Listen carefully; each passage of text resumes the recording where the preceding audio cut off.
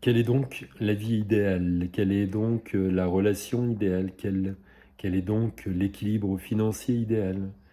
Hem, j'ai pu avoir dans mon entourage de nombreux témoignages autour d'un équilibre qui me semblait perceptible dans la vie d'une personne, de l'entendre dire: «Mais je ne comprends pas, j'ai un travail qui fonctionne, j'ai la reconnaissance sociale, j'ai, une femme qui m'aime, j'aime ma femme, j'ai des enfants en bonne santé mais je me sens triste.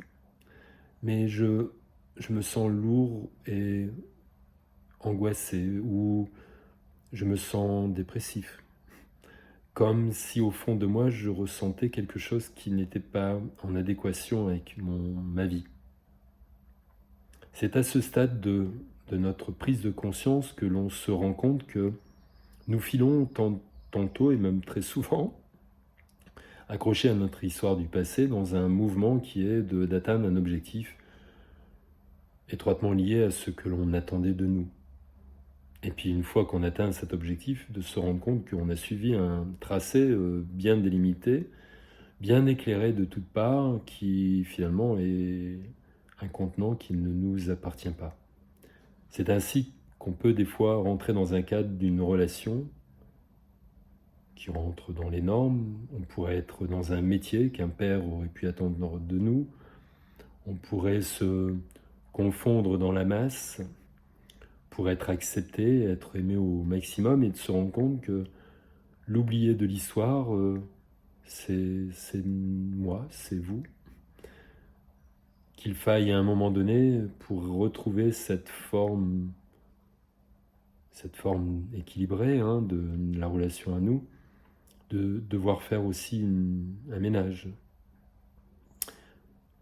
Un ménage qui permet de peut-être de se repositionner dans ce que l'on ressent et qu'est-ce que l'on peut mettre de nouveau dans notre vie qui permettrait d'apporter ce bonheur.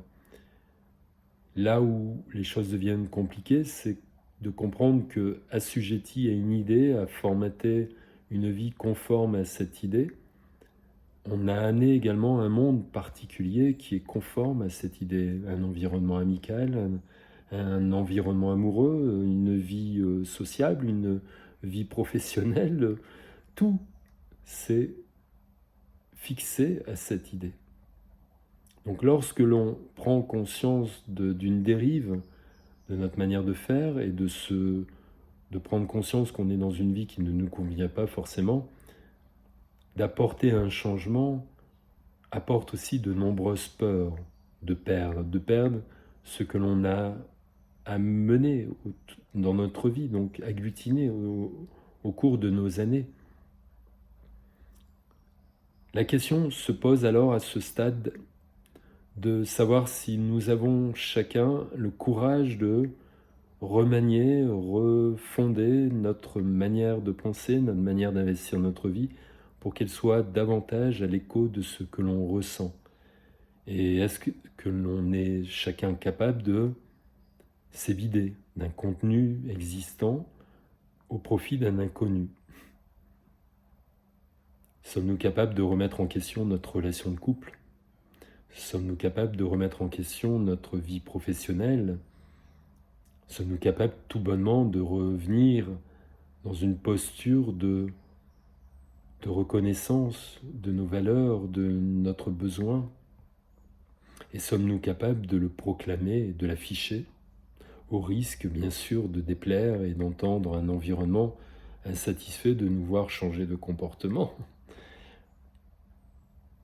Avec par exemple, si je prends pour habitude quelqu'un qui aurait une tendance à vouloir être aimé de tous, avoir pu emmagasiner un mode de comportement à valider, à toujours dire oui, à avoir du mal à dire non à son entourage, le jour où il prend conscience que son schéma n'a fait que l'écarter de lui-même, s'il devait adopter un comportement du oui,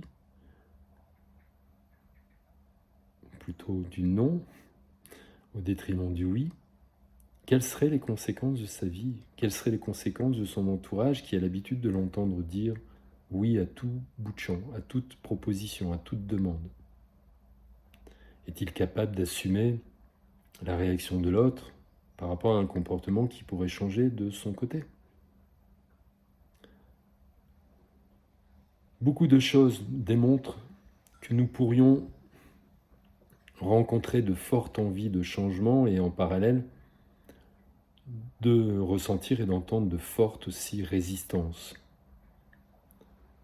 Posons-nous la question de savoir si nous sommes capables d'être en posture de révolutionnaire de vie. Sommes-nous capables de chambouler tout ce mécanisme mental au profit d'une place qui nous est